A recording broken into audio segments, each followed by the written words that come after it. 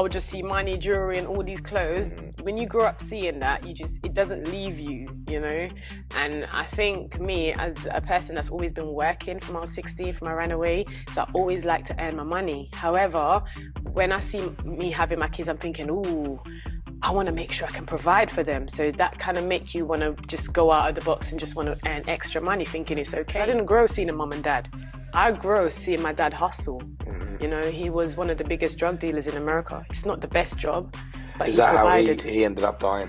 Well, he got killed in a party, so I don't think it was related to him, but he wasn't really perfect. I asked a few friends of mine that I wanted to make some money, and basically they offered some opportunities, which is to keep drugs and guns. And that's what I did to earn some extra money every week. I think when he started to withhold money from me and not helping me and the children, I swayed more into these friends that I had that would help me and give me money to keep stuff. And they were tucked away in the loft. It wasn't just hanging about or whatnot, because a lot of people are saying, well, you know, how would you do that? And it doesn't excuse it, but it was put away, and it wasn't something that it would be like my kids would see. Do you see what I mean? And then I heard my doorbell ring.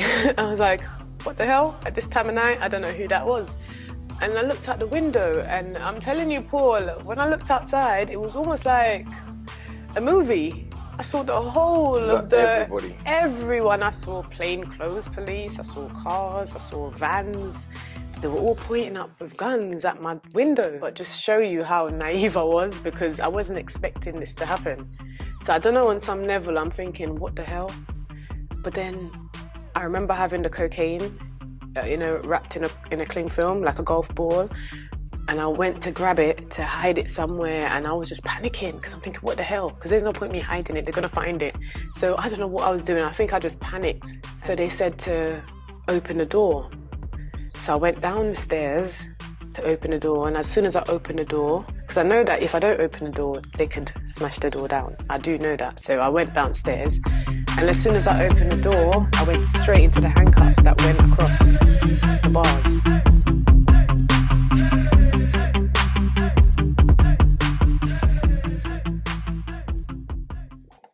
Today we have a special guest, Tawana. Thank you so much. Give me some of that. Yes. Thank you for having me. Nah, man, it's nice. been, you know, we've been chatting, and you're electric, ain't you? Thank you. Nah, that's good. I like your energy. It really brings up my day when I get a message from you. It's like, thank you. Yeah, Tawana's text. Nice one. Likewise. Listen, you got a hell of a story, big journey. Yeah. You take us back to the beginning. Yeah. Well, how far do you want to take it back to, Paul? Right away. We need a body to you. You know, like where are you from? I'm from Jamaica. I was born in Spanish Town.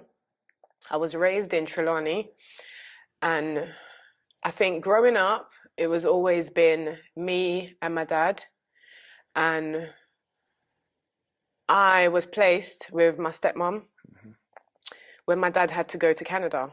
So he's always been in America all these years. So it'd be me traveling back and forth on holidays to go and visit him. And I think life has been a bit like, there was always been something missing, because I didn't have no actual mum.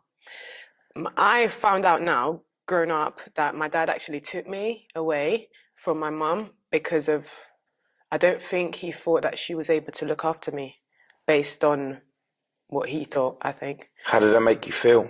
Well, at the time, he had girlfriends and I just saw mother figures, so I just went along with it. Knowing how I am today, my attitude, maybe I had that attitude when I was younger. I was very easygoing, and, you know, I would always appreciate love and affection from people. So I think if those girlfriends were offering it, it wouldn't be something that I was missing. Yeah. You know, and it's only growing up and knowing that I've had mother figures and it's just not the same. So I think when I turned 12 and my dad was killed in America, that kind of crushed me. And it made me think, oh, you know, straight away I'm thinking, okay, there's not going to be any more holidays, he's not going to come and visit me, and we're not going to end up being together. And I think that kind of knocked me really bad. And it didn't really knock me as hard until the aftermath, when his sister adopted me to come to this country to stay. So I'm thinking now, new experiences, new country. I'm going to have a family and everything else that a young girl that never had much of a family setting is going to get. And then coming over here and starting school, being 13, 14, I was, if I can remember. And it was just not a very nice time. My aunt, you know, at the time, she's my adopted mum, but I still call her my paternal aunt because she is. And it was just not very nice. I would always get, you know, abused verbally. She would say words like, you know, you look so much like your mom. Maybe you're not for your dad. And if I was late from school, she would hit me with objects in the house. Oh, wow. You know, she would hit me with like Hoover sticks and just all these different things that she would find. And I used to just always cry at nights in my room. I remember like a specific night when I would have my dad's pictures and I would cry on them every night thinking that he would come back. But then that didn't really happen. And time went on. It was like I became more fearful, felt unloved, and I didn't have anyone. So I decided at 15 that I'm going to run away because there was this thing inside me now, which I can call the fire now, I've got. I think I had a little spark then. I said, you know what? I'm going to go out there. The world must be better than this. So I ran away. I said, I'm going to my friend at my house. I'm going to her house. Had her address in my little address book. And, you know, it was in Kilburn in London. But then funny enough, the address that I wrote down, I found a road that was similar to that road. So when I went to the door number, I'm thinking the door's closed, the house is closed down, no lights, nothing. It turns out it was the wrong address I went to. Somebody was walking along the road. I think he was homeless, I don't know, or he was just a local guy. And I asked, you know, I told him, I ran away. I can't remember the conversation. I just remember he'd taken me to a youth centre in the area. And when I walked up to the youth centre and I saw this lights on and this group of people just laughing and joking, I'm like, yeah, I want that. That's what I want, you know? Everyone would just seem so happy and they were watching Friends comedy show and everyone was just laughing and joking. And I remember that's what I was actually looking for because I remember the feeling I had when I saw them. And, you know, it happened where the police were called because obviously I'm underage. Yeah. And I got taken back. I don't know what happened. I just know I got brought back. I thought deep down that would have sent a message that I'm not happy, but then it carried on.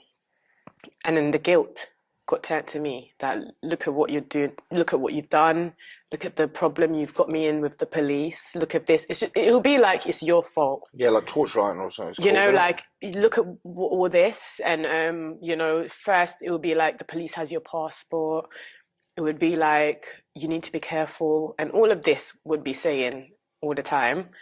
And I remember the abuse got more. I started getting shouted at for simple things and got forced to go to church every Sunday. It was horrible because I'm thinking, you're going to church and you're so evil and you're so horrible. And I didn't want to go. And I didn't want to be around these people. And I started seeing how she was with her friends and people who she associated with. And for some reason, I think that kind of clued me up. Thinking, I don't want to be like these people. I don't want to be like her. Like, she'll see friends come over and then she'll say things behind their back. And I would just sit there and be observing all of that for some strange reason, you know, in my pain and stuff. And I planned my next runaway. I said, I'm not coming back. So I packed everything that I owned in that room and I put it under my bed. And I remember leaving for college, sixth form I was in. I remember leaving that day and I called my uncle and just said to him, you know, come and get me. And he didn't hesitate, you know, that uncle, my dad's brother. And were he in Jamaica? No, he's in here because He's here as well. the thing is, my dad's family members, they live here. So me being at my aunt, she didn't really talk to every one of the family members. So it would be like, oh, you can't speak to those people. You know what I mean? Because obviously they're not really go church, just like her. Her perfect picture of going to church and being horrible, she don't want to be talking to people that don't really go church or living social life or going out or, you know, party life and stuff. Do you think she went to church because she knew she was committing loads of sins through the week? I don't think it's that plain. I think it's more people grow with their bad behaviors and they seek to hide it. They seek for a shelter to hide their ways. And looking back, I'm thinking she has a lot of things that she needed to work on, and she didn't work on it. She preferred to hide it and cover it. And some people look for cover, you know, or you either face it or you cover it up. Yeah, get angry because of it. Yeah. And looking back now, she was grieving for my dad because she lost her brother. But then how she dealt with it, she showed me hate instead of love. And I don't think, even now, I don't think she realized that, because in her head, she thinks she's grieving for her brother, but she doesn't know that you're hurting your brother by hurting his children. Yeah. You know what I mean? So I can look past it and just think it's just people that are just like that. And when I ran away, I went to live with my gran, and then I was just more open. I found a little bit more freedom to like be me, and you know, but then it wasn't that easy either, because then I met the rest of the family. And then it was just like, I started seeing that, you know, started looking at myself as what they would call me. Because, you know, if somebody's trying to treat you horrible or control you or to be horrible to you, you're going to react. You're going to scream stuff and you're going to shout, and then they're going to call you names because of your reactions. And I believed the things that they said to me. I believed it for a very long time. I believed that I was disrespectful. I believed that I had no manners. I believed that I'm no good, and I just want to run away from my aunt to be bad or to be with boys, not knowing that I took my virginity at 19, 20. I wasn't running away to be with anyone or to join relationships or to be bad.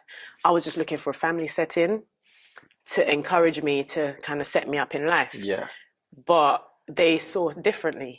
And it's over time I realized that those same family members that labeled me with those things, those were the people that were like that. Yeah. Do you know what I mean? And I was hurt because of it, because I thought, why am I being rejected by these people that my dad is related to? So that was a very hard one to understand. But then meeting my children's dad and having my 3 kids, and our relationship went downhill due to like cheating and lies and arguments. You know, people have arguments and stuff, and relationships end. And going into prison after our relationship ended, it just made me think, I've had so much and I've lost so much. So can you imagine how I felt going in? I felt like I was nothing. Yeah. You know what I mean? My children were my everything. I wasn't even thinking about the material things that I lost or anything. I was just that my kids, I lost the greatest people that I had in my life. I lost them, you know, and it's my fault. And I started thinking the same things that I was told. It's funny when you make a mistake, you think about all the horrible things that people tell you about yourself. That comes into play because it's the guilt that invites those thoughts in your head. And of course, when you haven't found yourself as a person, you are gonna perceive that what they're saying you'll perceive true. And believe that you Spot are that on. Person. Yeah. It's not until you find yourself that you can step back and go, do you know what? I'm not what you say I am. I am who I am. Yeah. And I think that's what happened. Because when I went in and grieving for my children, I started reading the Bible. Because I grew up in the church. But like I said, my experiences were very horrible with the people that brought me to church. But for some reason, there's this saying where when you plant a seed, it can be covered with dirt. But then when you water it, it grows. Mm-hmm. And I think that's what happened to me in prison. Because me reading the Bible, it was like connecting dots. Because I don't know what happened. I started living miracles in there. It's because you've opened yourself up to accept change. Yeah. And you opened yourself up to find the real you. And of course, trauma and pain has caused you to be able to do that. But because you've done that, you become a better person. Yeah. But before all of that lot, you've got to go through it all. I mean, leading you up to jail, I mean, what was your life like to be able to, I mean, what did you go to jail for? Like, what was it that? Basically, after, when I had problems with my children's dad, and I said, you know, this is it. You know, I was getting in problems with people that he was getting involved with to make me have problems with people. And I just couldn't bother with it anymore. And I said to myself, you know what? I wanted children. To be honest, a lot of people, they go with men to have children to keep the relationship. I wanted my children regardless. I would have wanted a relationship. Mm. It was a bonus if I could get a relationship, a solid relationship. Yeah. So I was more focused on just having my children, because I didn't grow seeing a mum and dad. I grew seeing my dad hustle. Hmm. You know, he was one of the biggest drug dealers in America. It's not the best job, but Is he that how he provided. he ended up dying? Well, he got killed in a party, so I don't think it was related to him, but he wasn't really perfect. You know, I don't want to paint the picture that he was this perfect dad, but also he was a very loving dad and he wanted to just help everyone. He just never got dealt with the cards right enough, like a good job and stuff like that. So I grew up seeing him doing all these things and making it possible for me to have things. And I took on that and started doing that for my children. I wanted to give them as much. And the only person I knew that would give me a lot would be my dad, loving.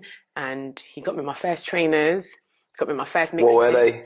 feelers. Boy. I felt like the best girl in the town, you know. And when I'm going to Orlando and going to these shopping malls with him, and I would just see money, jewelry, and all these clothes. When you grow up seeing that, it doesn't leave you, you know.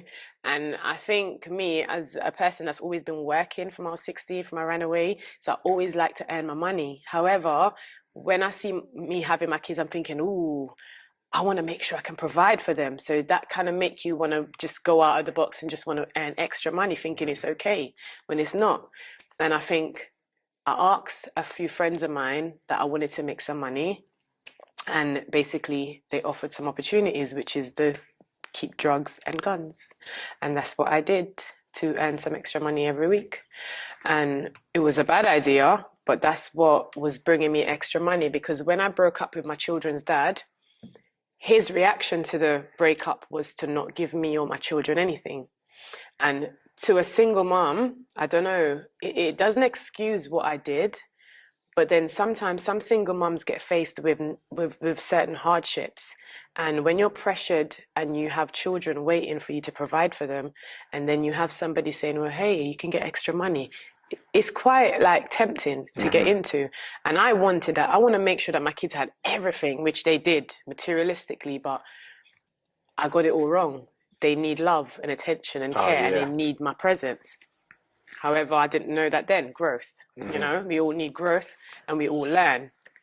And I think when he started to withhold money from me and not helping me and the children, I swayed more into these friends that I had that would help me and give me money to keep stuff. And they were tucked away in the loft. It wasn't just hanging about or whatnot, because a lot of people are saying, well, you know, how would you do that? And it doesn't excuse it, but it was put away, and it wasn't something that it would be like my kids would see. Do you see what I mean? And I think that happened when I was in a good job, and I said to them, you know, I don't need these stuff anymore. You guys can come and take them. So funny enough, they were getting removed. And the guy that came to remove one, he got followed by the police. So Trident was actually running an operation bigger than me, you know, and I just got caught up in the middle. And they followed the guy that come to get one of them, and he got arrested, and they found one of the guns with him. So what they did was come to my house. But that night, my kids were at their godmother's house, because they would stay the night and go to school in the morning because of my shift work. So they weren't at the house at the time. I was there. So when I went back to sleep, when the guy went and took the gun and left the money, I went to sleep. I was like, yeah, let me go and sleep, chill till morning. And then I heard my doorbell ring. I was like, what the hell? At this time of night? I don't know who that was. And I looked out the window, and I'm telling you, Paul, when I looked outside, it was almost like a movie. I saw the whole of everyone. I saw plainclothes police, I saw cars, I saw vans. They were all pointing up with guns at my window. For real? They were all just pointing at, like saying, is this one, you know, my address? Is this what my address was at the time?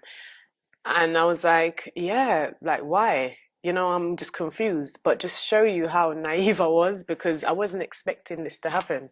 So I don't know, on some level, I'm thinking, what the hell? But then I remember having the cocaine, you know, wrapped in a cling film, like a golf ball. And I went to grab it to hide it somewhere, and I was just panicking because I'm thinking, what the hell? Because there's no point me hiding it. They're going to find it.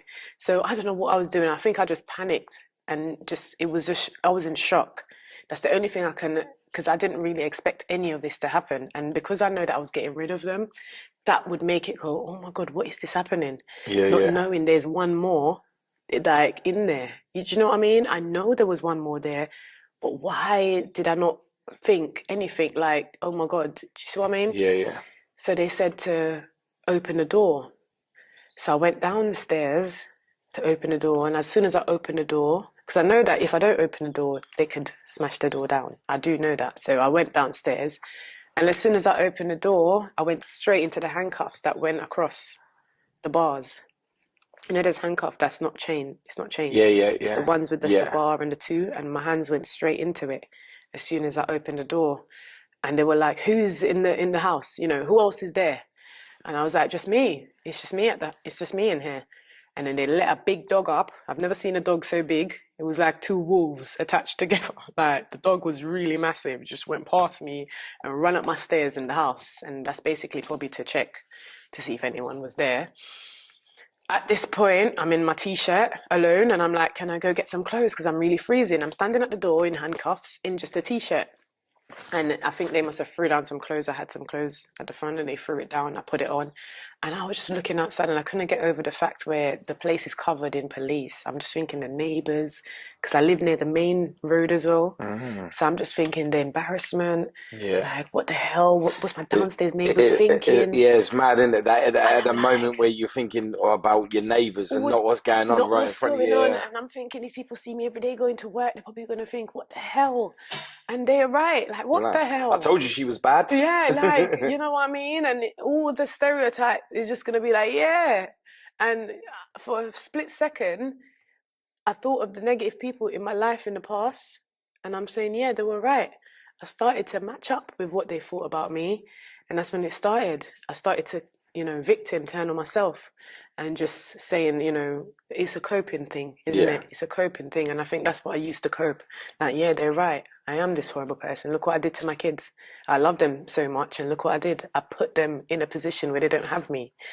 And I think that night in the police station, I think I was drinking a bit. So I think I was a little bit tipsy because I went in there and I fell asleep in the little room, the police room.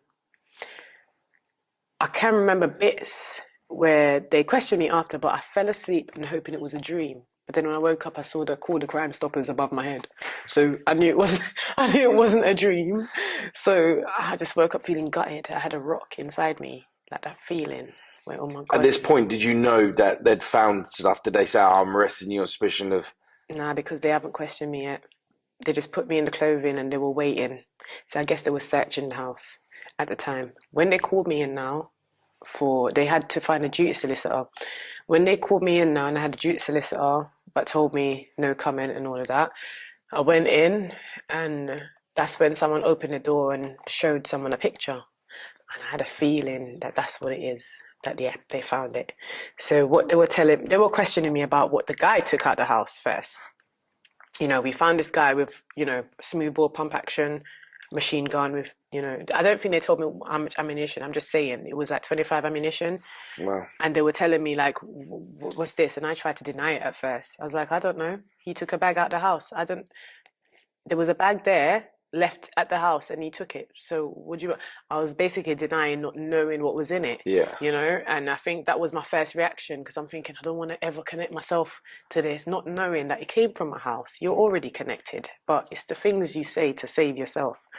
But I took responsibility after, and it was just one of those things where I said, yeah, I put my hands up that it is me. I didn't put my hands up at first because I was very scared. And all I kept thinking was I'm going to go away a very long time away from my kids. So I tried to save myself and say, I didn't know about these bags. I didn't know it was just taken up and taken out. I didn't know anything what was in it. I didn't know what was going on. And that's what I tried to say. And it didn't work. And How old was you at this point? 31. What about your kids? My youngest was 2.5, 5 and 6. They were very young. And I remember leaving my friend's house, their godmother, and I remember when I got the text because I kept telling them to get the stuff out of my house, to get someone to get the stuff out. And I remember the text coming and said, yeah, I got somebody to come and pick it up. And I said, I'm on my way. I remember like the kids going to sleep and I was going down the stairs and my oldest one, I even reminded her the other day. And she said, yeah, Mommy, I remember. She stood at the top of the stairs and she said, Mommy, don't go. She said it to me at the top of the stairs when I was going through the door. Yeah, she said, Mommy, don't go. And I just went, go back to bed. I'll be back in a minute because I'm focused on getting them out of the house. And when I said that to her, Dave, I said, do you remember when I was leaving that night? And she said, yeah, I remember. And I didn't want you to go. I said, yeah, but we're back together now. It's so much But better. I always kind of say this, you know, the kids, even though you think that they won't remember or they'll forget, they really do carry that with them Oh, yeah. through the whole life. And that's why when I took the parenting course inside, that was part of me making it back to them, because people think that I was waking up, getting dressed and putting on my clothes every day was for me. They would, because I'd have people say to me in there, oh, why are you getting dressed? Who are you trying to impress? Why are you putting on your clothes? Whoa, why are you so happy? You're faking it. You know, why are you always so happy? They don't get it. I'm a mum. I don't have to be with my kids and I'm not giving up for no one. So my fight was making sure that I got dressed, turn on my popcorn tune music or my Vibes Cartel or my gospel. Yeah. It was one or the other. And God still was helping me and I still kept myself up because there's no way Tiorene, Regine and Rakylie's mum is going to fold in that situation because I already have people against me. What have I got to lose? Yeah, for sure. You know what I mean? So at this point, I was like fearless with everything. Did they stick you on remand Yeah. before they didn't let you? They stuck me on remand, got and took me to Holloway. Was it? Yeah. No, to court the next morning. And when I went to court the next morning, they refused the bail that I obviously have put in for bail. Refused it and put me on remand, and I got taken to Holloway. And I think that was the beginning of, yep, I'm going to Holloway. All these stories that we hear about prison being bad and horrible and all of this and all of that, I'm going to be seeing it now. And it goes to show you that prison is not a good place. It's not. I can't say to anyone it's a good place, but it is a place that you have a choice of what happens to you. Do you know what I mean? In some ways, your mindset, nobody can take your mindset away from you, you know. They can probably try to kill your joy or they can try and annoy you, but they can't take how you think. Yeah. You know? And I think having everything stripped away from me and taking everything I've lost, I grabbed onto that, my mindset and how I see things. Because there was people trying to say, oh, you know, why don't you this and why don't you that and that? And I was just very hell-bent on thinking how I think. Yeah, just because you're in prison physically, don't mean you got to be there mentally. Yeah, but I never knew that was about me. I was discovering myself. Like you said, if you don't know yourself, you don't know. But for some reason, I started to get to know myself in prison, being broken. You know, I just remembered not caring. If I didn't have my children, I said to one of my friends, I said, if I didn't have my children, I probably would have cut off everyone, you know, Paul. I probably would have cut off everyone and just start fresh when I come out. Because that's how I've always been when I was young. I call myself Dora the Explorer, running away all the time. Because if I don't get accepted or loved, you know what I mean? No, it's seriously like, I just think the world's a big place. There are horrible people, but they are amazing people. How many of your people stuck by you when you went to jail? It's how much people are allowed because I wasn't in contact with a lot of people because I kept hearing negative things. So the few people I was in contact with, I would hear stuff that was happening. So I tried to minimize that with who I was talking to. Because sometimes when you hear certain things when you're inside, there's nothing you can do about it. And it's not helpful. They eat you. But there was a loyal person that used to take my kids to me all the time. And she was my babysitter. And she used to babysit the kids from they were young, so she knew them. So if I couldn't get anyone to bring them, she would bring them. Because I tried to get the dad, because the children's dad, eventually got them in his care and he was looking after them. But then because of the situation we had with our relationship, it carried on. He brought them on a visit once to see me and he tried to reconcile the relationship on that visit and I wasn't having it. Because you see, the thing is, you're trying to fix something now. You've just spent a whole year ignoring me and my children. But you see me at my low point and you think you can slip back into my life. So I think that shocked him that I'm at rock bottom and she doesn't want to take me back. I don't want you back.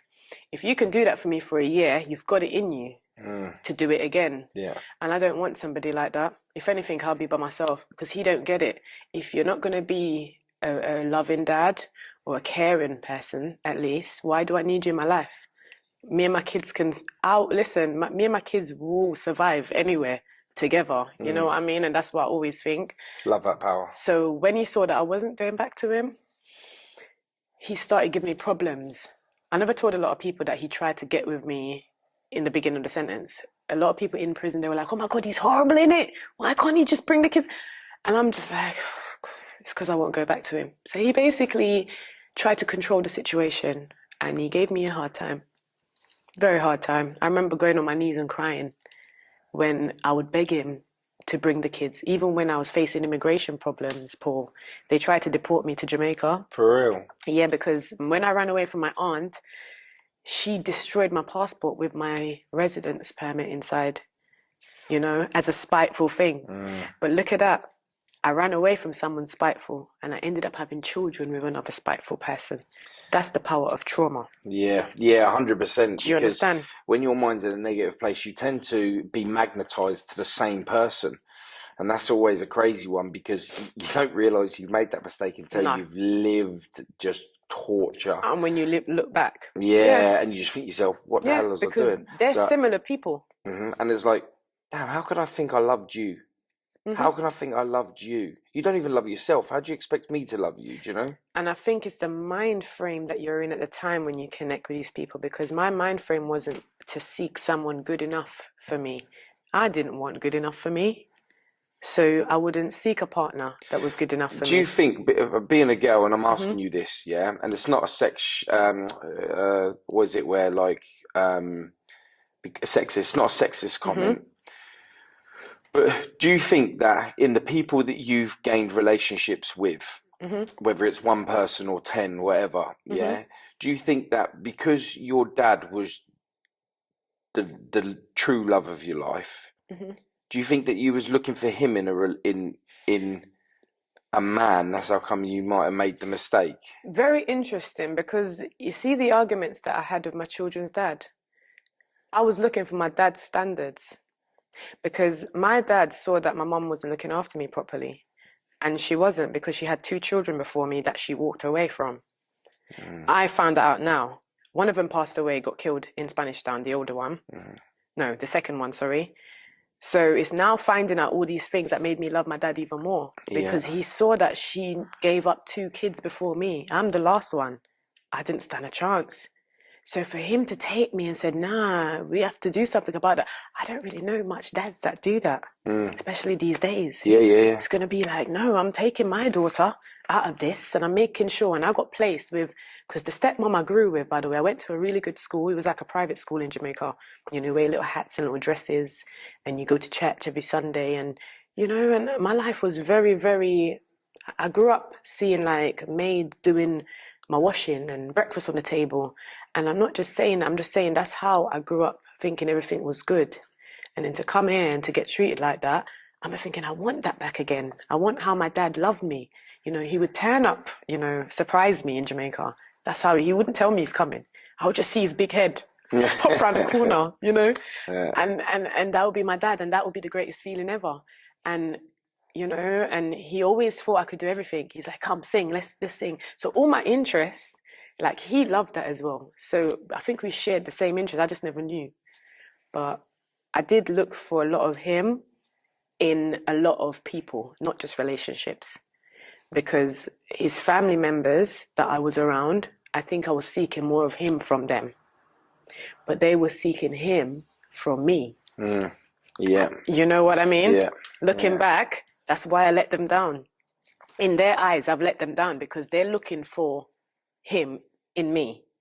But if you become like gangbang and affiliated and stuff, like with the guns and stuff, and that's what your dad was into, they've kind of got a piece of him with you. But guess what?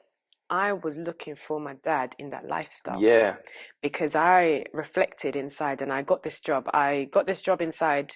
I don't know if you heard about Keep Out Crime Diversion Scheme. And we're facilitators where when young people come in, we would tell them our story, and we go through workshops, and we deliver the workshops based on our life and the root causes of our crime. And part of one of the thing that I discovered was because my dad had that lifestyle, to stick close to his memory, I would do anything just to feel him. Because I see my girls, they would go in my room, you know, and lay down. Sometimes when I'm cooking downstairs, they would go in my room. And I'm thinking that's what I did with my dad. You know, anything close to the person you love is good enough. It's mad though, because we do such things that puts us into a position in our life where our liberty is taken, or our life, trying to chase a feeling of I'm just like, only to realize that when you get to that point and you've done so much destruction, is that you was already like him because of your passion for life, and that you didn't need to be affiliated or be a part of a criminal activity to be, or that was the image that he had no choice but to do. But guess what? I realized that I'm so much more like him of his heart. Good nature. Yeah. But I just never knew that, and people never saw that because I had this little impatience side of me, and whenever people would be horrible to me, it would bring out that side of, like, I'd get annoyed or I'd get pissed off and I'd get rude, and people judge me on that behavior, but they never knew what I was dealing with. Yeah. Because I dealt with a lot of stuff, and when I saw people that were similar to that, I would just want to go, or I just want to just exit, and then they would judge me and say that's me. But then when I went inside, I'm going through my pain, and I'll see someone in pain, and I'm like, here you go, man. And it brought a different side out to me. I didn't even know that. You know, people were writing me letters when they got released saying, thank you. Tawana, thank you so much. Yeah, you've changed my life so much. I'm doing this. I'm like, what? Me? I'm changing your life? What? And I would cry because I've never heard these things all my life. I've never known that I could do this. And I was like, who would these, like, literally letters would come in. And I'm like, why are these people writing to me? And I'm like, oh my God, what the hell? And then I would remember that, oh yeah, I did give her this. Oh yeah, I would not even be aware what I was doing. But I was just being me, you know. If I had a pad mate and I had groceries, I'm like, why are you asking me to eat a crisp? You're in the room. And that was just me. I'm like, why are you asking? Because I've been in positions where I've been in family members' houses, and I remember drinking some milk, Paul, yeah? And there was a big thing. Who drank my milk? Who drank this and that? And those experiences make you want to be kind. Yeah. Because I'm thinking, it's milk. Yeah. And why would someone want to attack a family member for having something in that house? And that taught me, I'd never forget those experiences. And man, I remember. Yeah, I'm with you on that. Like when you said that, I automatically thought, like when you go into the cupboard, we can't eat that because that's their food, you know. And it's like, but it looks so good. Like, why is he keeping it all to himself, you know? So you wait until you go to sleep, you nick a little bit. Yeah. It's deeper than oh my God. being unkind. That's like mental torture. But then those are the things that make us, because I read something once that said we go through stuff to make sure we're not like those people. Right, so this is what I was going to say, yeah? Because we could easily be like, well, why are you touching my milk and my juice? I just come out of prison, like, you know what I mean? But going back to your dad, right? Yeah, so what you just said is what your dad didn't want you to be. So, like, you've grown up wanting to find, to be, to act, to feel your dad again in what you done. But when you was born, he lived the life that he didn't want you to live. So you've done the opposite to what he would have wanted. Because I wasn't over his death. Yeah. I was in grief. When you're in grief, it's like you're blinded. In many ways. And I know this, like your dad, you said, was murdered. My brother was murdered, and I know that all too well feeling, you know. So I can definitely link with you on that. But you relive it every day, and you know what's worse? When you lose that person, and sometimes you're feeling low because you want that person to be here to solve that problem, because you think they will be able to solve it, and then that's what brings you back low. However, if we think, what would they want us to do? It would make us feel so much better, you know. Yeah, be the people they would be the opposite. Yeah, they're rooting for us. Yeah, 100%. But then we're here moaning for them. Yeah, you know. Yeah. But it's life, and we have to go through that process. We have to moan for them. Listen, to get to the other side. Yeah, you cannot have success without pain. That's for sure. That's it, definitely. You know, because you won't appreciate it. You know, so being up in the dock facing a sentence where you're going to be taken from your children, you're going to be taken from your life. You'll be punished for affiliation, punished for firearms, punished for drugs, just punished for being a woman in the lifestyle. Did they look upon you as if to say, oh, she was just a struggling woman that was just looking for some cash, because... Can I be honest? I think when I went to Old Bailey and they brought me in for sentencing, because I was praying, Paul, I was praying. And that's another thing about me as well. My faith became a force to reckon with.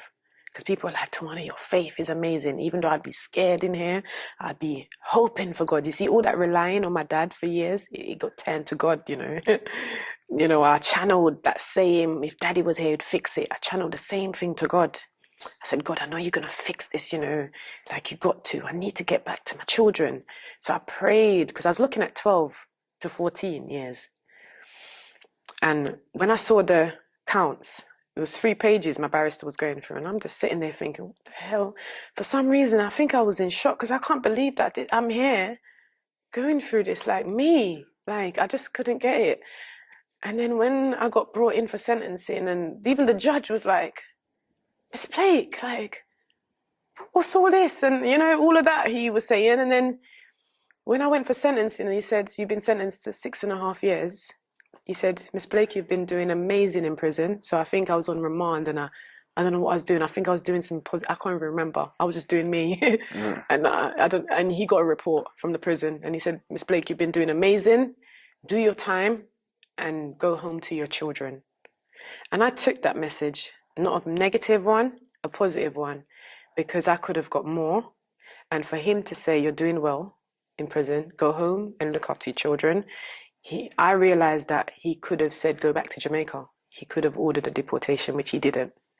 And that words that he said later on helped me in my deportation case. Yeah.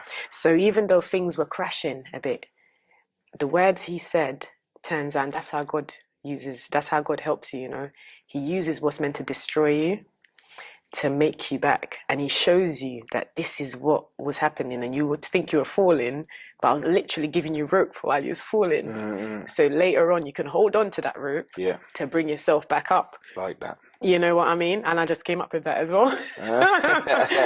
Because, my story is it amazes me as well. Yeah. My journey. Did they pick you out as a key player, or was you just like the I wasn't a key player. I think I was in the middle of it. The person in the middle, collecting money and storing them, because I was storing them for the money. So I think they knew that. And on some level, the judge just, he gave me that sentence. And as soon as I got sentenced, I was happy, because I was looking at 12 to 14.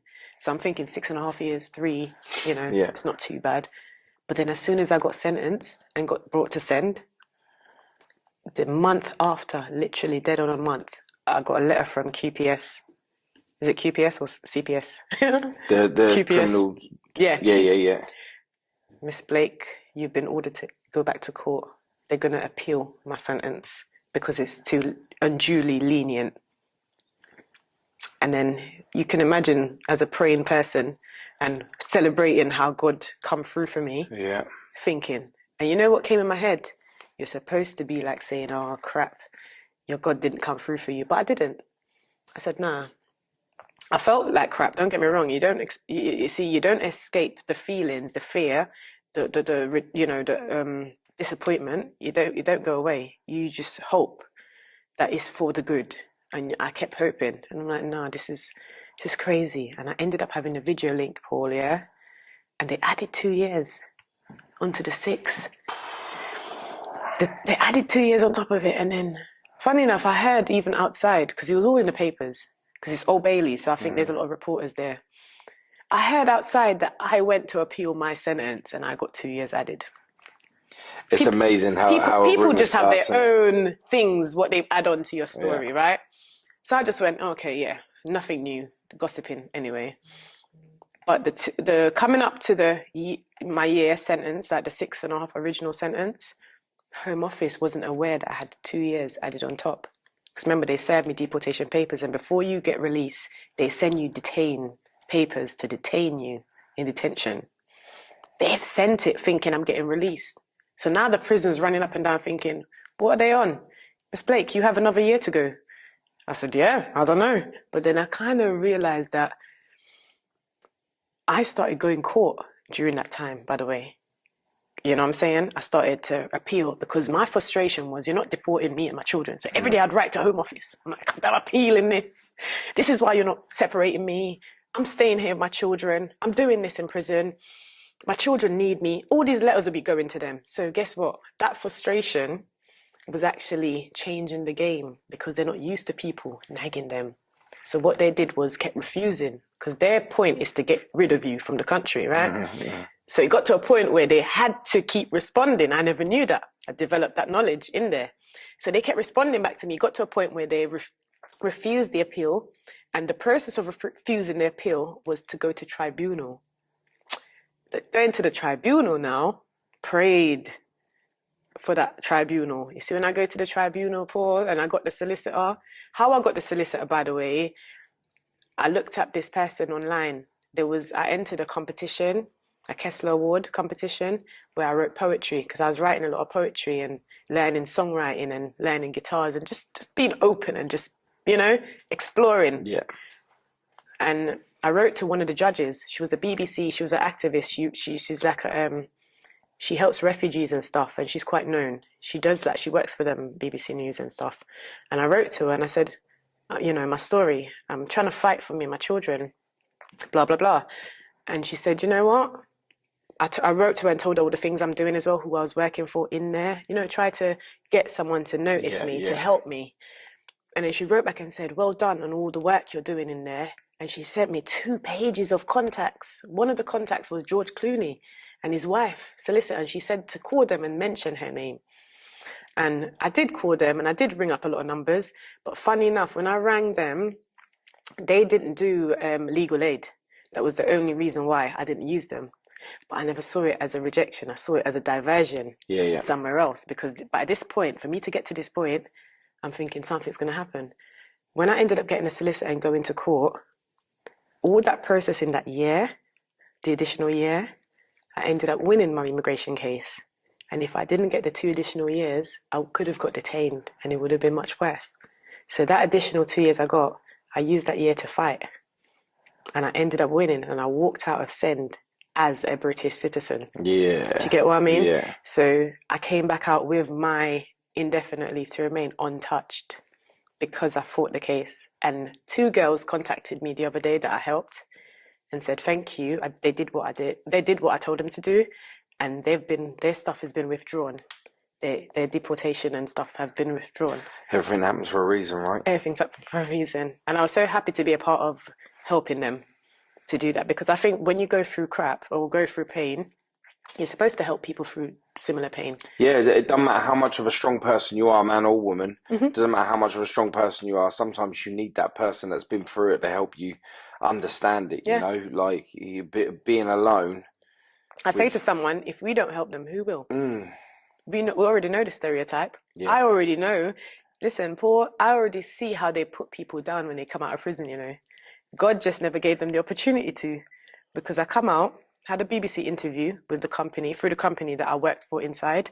They put me forward, and I think from there, opportunities were opening up for me.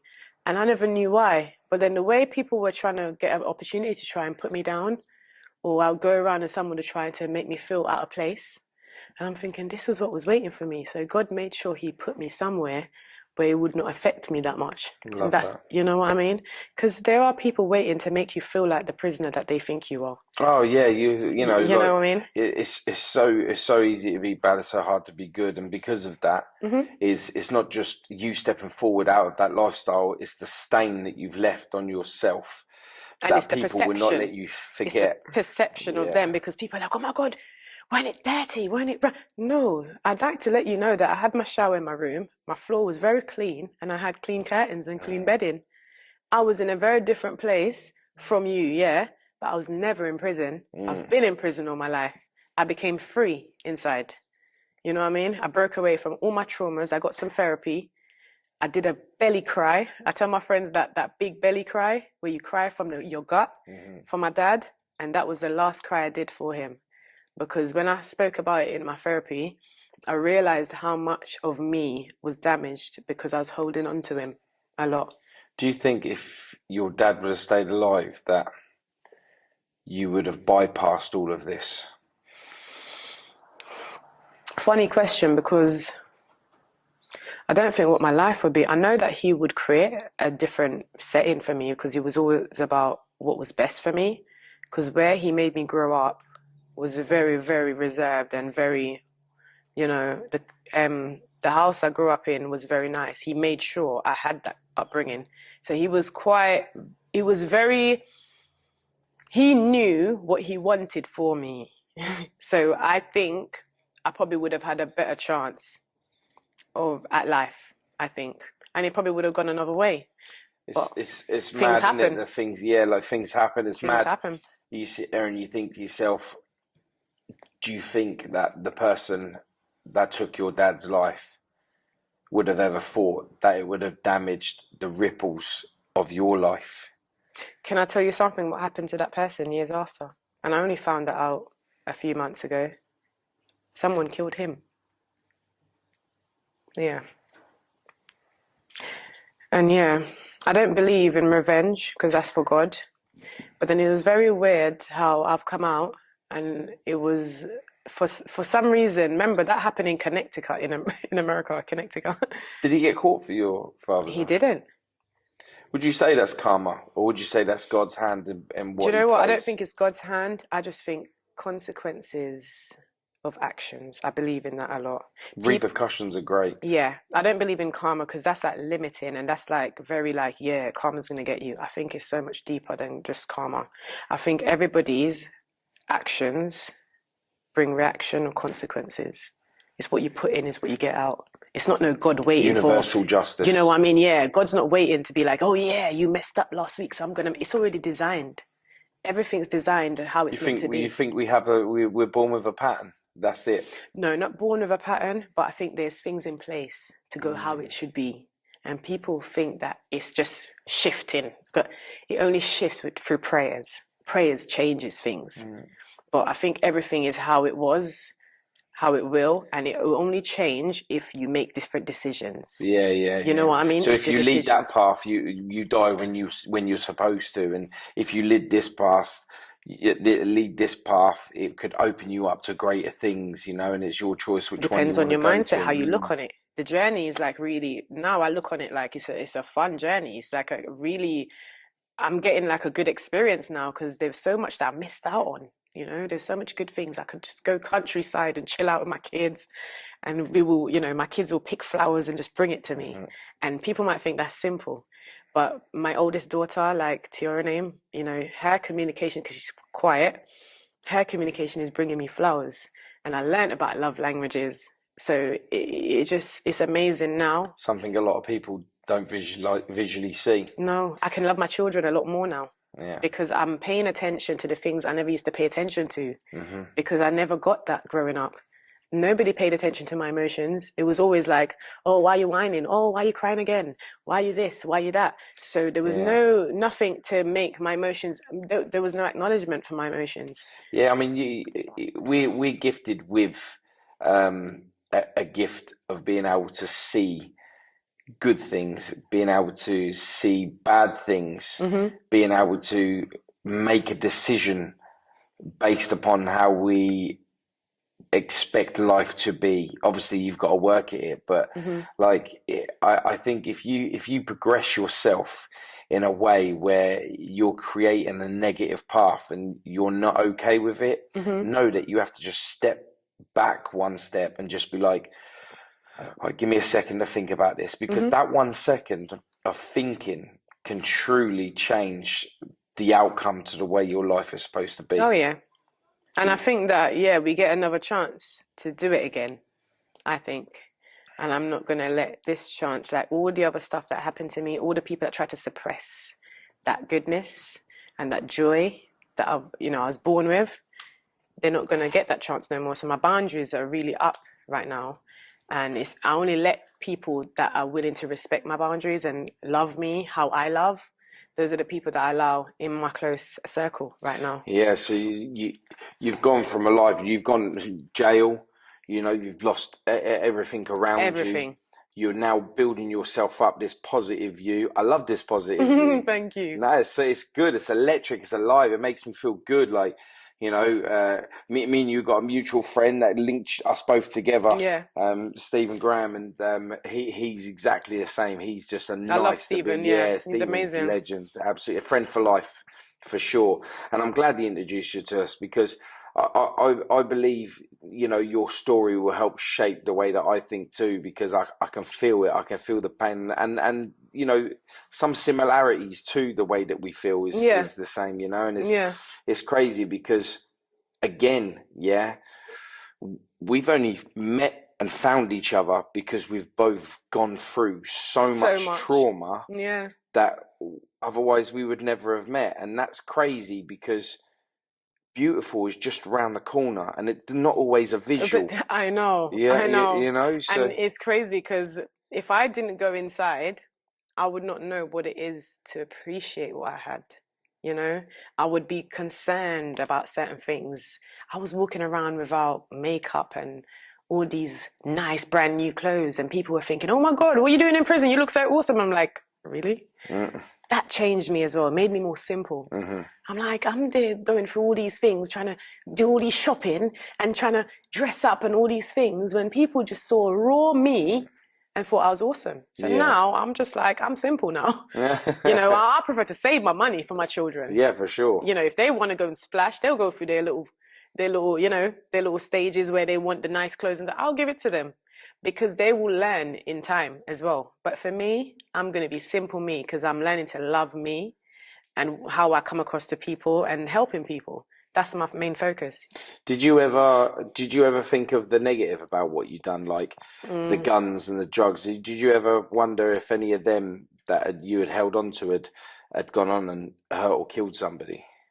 I did think that when I went inside. Funny enough, that came in my head when I was sleeping every night when I went into the cell, when I first got into prison.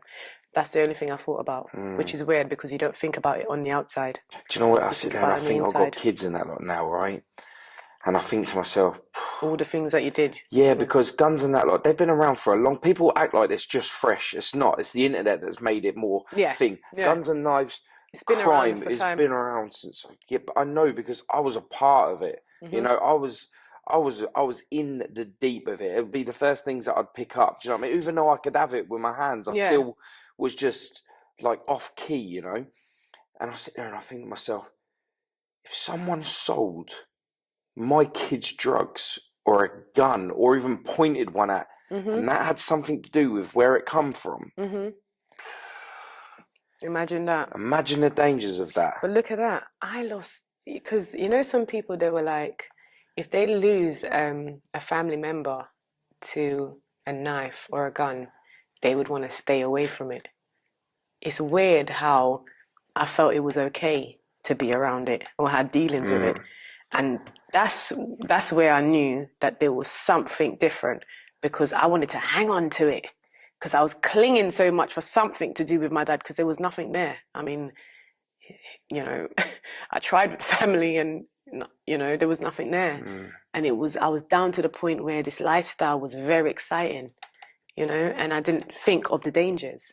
We focus on how it made us feel. Yeah. You know, I thought I was in a rat. Listen, Paul, I was in a long, I remember the night when I got arrested, I was on my way to my house. I was in a long fur coat, thought I was J-Lo with a fur hat and everything. I don't know who I think I was, you know?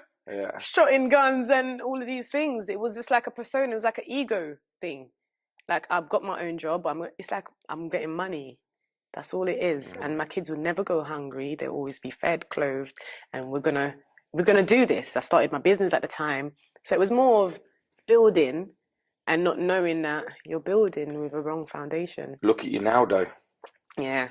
You're out of prison. You're back with your babies. You know, you're living, you're changing. Yeah. You're spreading the message. You know, this is one of the biggest, most powerful things that we could do. On your own and together, you know, we're uniting together. All the people are actually now working together to help spread the same message. I've never felt so powerful when it comes to, Yeah. you know, communities from all walks of life, from all race, coming together and just all got the same thing in mind. You know, can I share something with you that happened earlier today? Go on. I was in my nail shop earlier because I got my nails done today. And I was talking to this girl in the nail shop, and it got through where, you know, at the end of our conversation, she said, "Can you talk to my son, please?" And I said, "Why?" She said, "Please, just talk to my son because I don't know, I can't help him. I don't know." And she wouldn't even know that I work with young people now. And I work with them to try and help them to find themselves and try to get them to be motivated at least, or to go for something. Because we're all going to go through crap. We just have to know that we still have to try. You know? What is it? Is it songwriting? Is it a job? Go through your crap with something. Don't just sit there, because being stuck is not the one. You know what I mean? But we all go through different things. So I always encourage people where even if you come from the worst, still try, because there's something. Yeah, you can still be a role model. Yeah. Look And at I us. said, yeah. So I took her number and I said, yeah, I will. I will have a talk with him. And I'm just thinking, it's just, you know. You know, you got to step back and just be like, wow, people are asking me that. I must be making moves in such a positive way. Yeah. And do you know what? Proud of you. Good for you. Thank you. And do you know what? He's looking down on you. He's proud of you too. Thank you. And I started my business, T Inspire Limited, and it's basically going to be helping a lot of people to be inspired to become the best versions of themselves. And it's going to be amazing. I haven't even finished all the things that I wanted underneath that T Inspire Limited, but I'm telling you, I've started, and I've started to communicate with like young people. I'm starting to write like workshops that I want to like go and showcase in different settings and just help people coming out of prison, you know, to say, yeah, you can have a job. You can go here. You can go shopping and feel good. What is it? Is it a relationship? You're worth more. You know, if you're a woman, a single mom, you're amazing. You're going to do this. You're going to smash it. You don't need a man. If you do get a man, make sure he's adding to you, not taking away. Yeah. You know, things like that. And that's what. So that's it's all round. Friends, man, relationship, woman. Everything. If no one is adding, they're just going to take away. And they don't deserve a place in your life either. They either. don't deserve a place because, you know, like they'll be the fall of their own demise. And because of that, they will always blame somebody else. They won't take responsibility for the reason why their life is like that. It's because they made that choice. They made it happen. And they're living with it. So they need to live with it on their own. Yeah. But I've come across a lot of people that they feel bad about putting people in their place when they're draining them.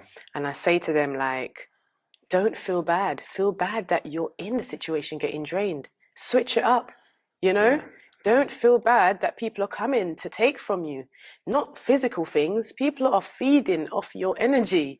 And if you keep doing that, you're going to be left with nothing, you know? And then you're going to blame other people. No, you had a choice to step away and just, it's about valuing yourself, though. Yeah, 100%. Yeah. So what big things have we got to come from you then? Yeah, what big things? Yeah. Like, well, apart from my business, I think that's going to be amazing. And I'm looking to like work with ex-offenders. We're going to do movement. We're just going to do a lot of things and show people that, we can actually do things after prison. And I think that's what I aim to do in the future. I want to help young people. I want to help the adults coming out. If you want a little motivation to get back to your life, I'll help you with that.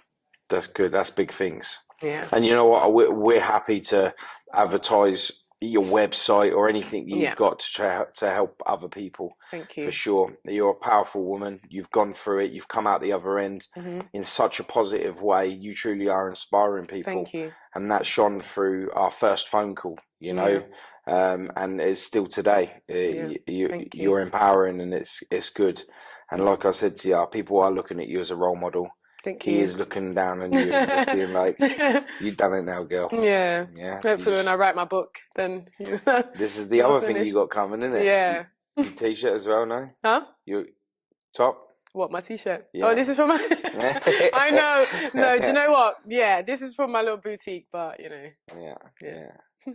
But I mean, if you want any links put in that, we can put in there. There's no problem. Okay. But stay inspirational. Thank you. Stay powerful.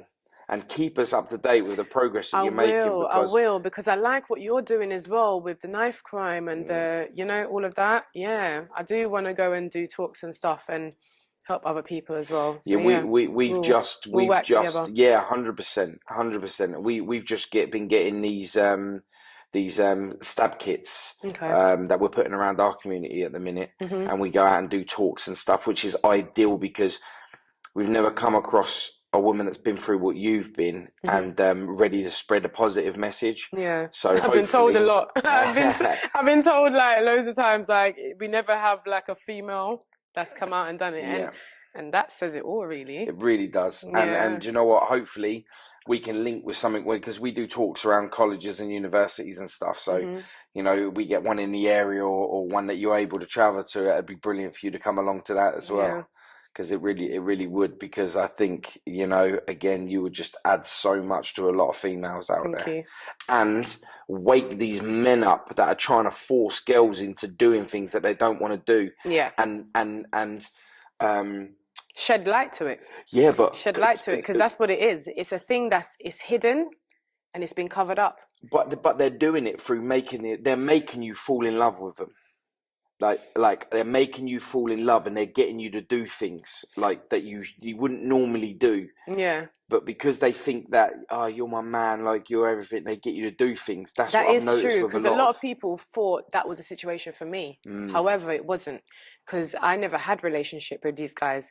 I just knew of them and they were friends. I even knew them through like family members' friends. Groomed. Yeah. So no, but it was just like I knew them, and it was kind of thing where I wanted to earn extra money, and that was the offer that I got. But I wasn't really in a relationship with them. However, other people have been in relationships where they feel pressured to do that, because like I said, I was broken up from my children's dad.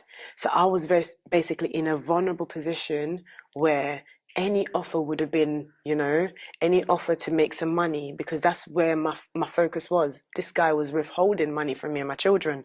And that was where, Has he ever said sorry to you? No.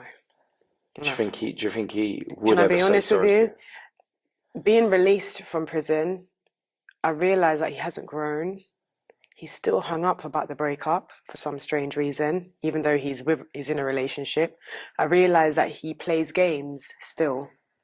He just comes to do the minimum, and then, it's almost like I'm not over this, and it's very sad. Do you think if he did grow when you come out, do you think that? Definitely not. At rock bottom, you don't kick someone at rock bottom and think that they would ever like you in that way ever again. I already didn't like you going in. I just liked you as my children's dad, because I loved them more than how much I hated him. So I would never stop the children from seeing him. You know what I mean? And I did that out of the love for my children, because of the close relationship I had with my dad. I would never rob them from a dad. But when you're going to turn on me to make my life a misery, I've put a stop to you now, because you've crossed the line. You're trying to, I never sent you in jail. When I say to him, you need to take the kids and spend time with them. I had them for all these years. I never sent you in prison, and it's all of that. So I'm thinking, nah, mate, you're not ready for 2022. Knowing your worth. You're not ready for 2022. You're still angry, and I'm winning. Put it this way. I love my children. My children loves me. I'm winning. And that's my win, our relationship. People don't know. I adore my children. And it's just crazy that people had the opportunity to say, look at her keeping guns in her house. She don't care about her children. You are so wrong. Sometimes we make bad choices. It doesn't define how much we love our loved ones. It just shows us that we were in a bad place and we just messed up.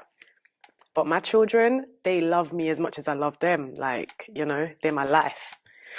I love that. Yeah. I love that. And that's very powerful. Thank you. I thank you so much for you coming out to me today. Thank you. Even though we had to mess around with one of the venues. It was just absolutely crazy. But it's still good. We still managed to do it, which I believe that we was definitely supposed to do this podcast today, because despite what stepped in our way, we still made this happen. And there was obstacles, weren't there? Oh my God. Oh even my even God. trying to get like interviewed on my way here. That was so crazy. I was like, I'm on my way to Paul now. Do you not know who Paul Stansby podcast yeah, is? like I'm like promoting you on Sky News. I don't I'm like, even care if you're Sky. I'm going to Paul Sky. Stansby. Yeah, I'm like, so But yeah. I thank you so much. And my viewers will absolutely love you because, Oh, a woman speaking out with such power that you have. thank I've got you. nothing but love and respect for you. Thank you so Get some love, much. right? Thank you.